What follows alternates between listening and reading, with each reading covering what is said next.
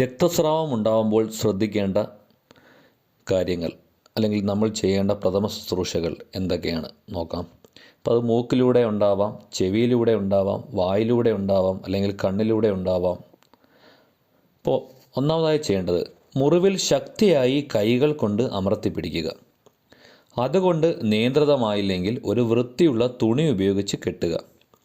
രക്തസ്രാവം നിലച്ചോ എന്ന് പരിശോധിക്കുവാനായി ഇടയ്ക്കിടയ്ക്ക് തുണി മാറ്റി നോക്കരുത്. ഇനി മൂക്കിൽ കൂടി രക്തസ്രാവം ഉണ്ടായാൽ നമ്മൾ എന്തൊക്കെ ശ്രദ്ധിക്കണം? രോഗിയുടെ മുഖം മുന്നോട്ടാഞ്ഞിരുത്തിയതിന് ശേഷം മൂക്കിൽ തള്ളവിരലും ചൂണ്ടുവിരലും ഉപയോഗിച്ച് മൂക്കിനെ മാർദ്ദവമുള്ള ഭാഗം 10 മിനിറ്റ് നേരം അമർത്തി പിടിക്കുക. കുറച്ചു നേരം വിരലുകൾ വിടർത്തുകയും ഇത് ആവർത്തിക്കുകയും ചെയ്യുക. ഒരു കാരണവശാലും വായ് മൂടി പിടിക്കരുത്. മൂക്കിലേക്ക് അന്യവസ്തുക്കൾ കടത്തുകയും തുമ്മുകയോ ചീറ്റുകയോ ചെയ്യരുത്. വായിലൂടെ ശ്വസിക്കാൻ നിർദ്ദേശിക്കുക. ഉടനടി ആശുപത്രിയിലേക്ക് കൊണ്ടുപോവുക. ഇനി ചെവിയിലൂടെ രക്തസ്രാവം ഉണ്ടായാൽ എന്തൊക്കെ ശ്രദ്ധിക്കണം?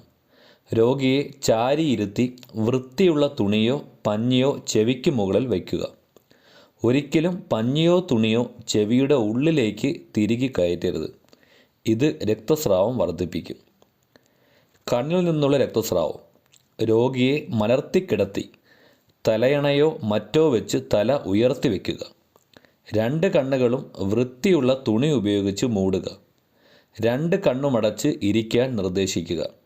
കണ്ണിൽ അന്യവസ്തുക്കൾ തറച്ചിട്ടുണ്ടെങ്കിൽ അത് എടുത്തു കളയാൻ ശ്രമിക്കരുത്.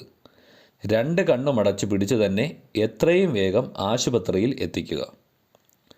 വായിൽ നിന്നുള്ള രക്തസ്രാവം രോഗിയെ തല ചരിച്ച് വെച്ച് ഇരുത്തുകയോ കിടത്തുകയോ ചെയ്യുക. വായിൽ നിറയുന്ന രക്തം തുപ്പിക്കളയാൻ പ്രേരിപ്പിക്കുക. വായ കഴുകാൻ അനുവദിക്കരുത്. ചൂടുള്ള പാനീയങ്ങളും ആഹാരപദാർത്ഥങ്ങളും 12 മണിക്കൂർ നേരമെങ്കിലും കൊടുക്കരുത്. പെട്ടെന്ന് തന്നെ അടുത്തുള്ള ആശുപത്രിയിൽ എത്തിക്കുക. അപ്പോൾ ഇത്രയും കാര്യങ്ങളാണ്